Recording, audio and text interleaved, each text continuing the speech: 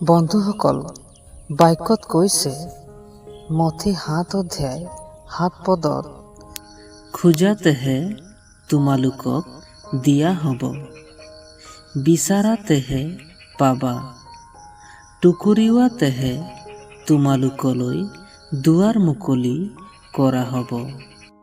কিন্তু বন্ধুসকল, আমি কি খুজিব লাগে? কি বিচাৰিব লাগে? কি খুজিলে আমাৰ জীৱনৰ কাৰণে ভাল হ'ব? কাৰণ ঈশ্বৰে আমাক সকলো দিব, কিন্তু আমি কি খুজিম? আহক আজি এই বাক্যৰ দ্বাৰা বুজিবলৈ চেষ্টা কৰিম।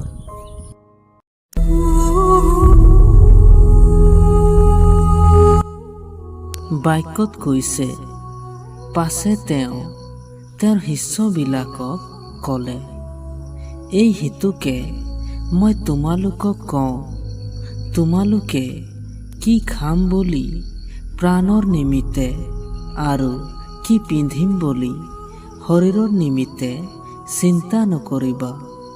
কিয়নো আহাৰতকৈ প্ৰাণ, বস্তুতকৈ শৰীৰ শ্ৰেষ্ঠ।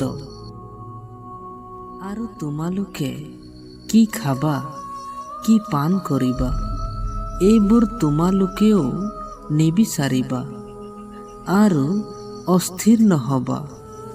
কিয়নো জগতৰ জাতিবিলাকে এই সকলো বিচাৰে, আৰু এইবোৰৰ তোমালোকৰো প্ৰয়োজন আছে বুলি তোমালোকৰ পিতৃয়ে জানে। কিন্তু তোমালোকে তেওঁৰ ৰাজ্য বিচাৰা, তাতে এইবোৰো তোমালোকক দিয়া হ'ব।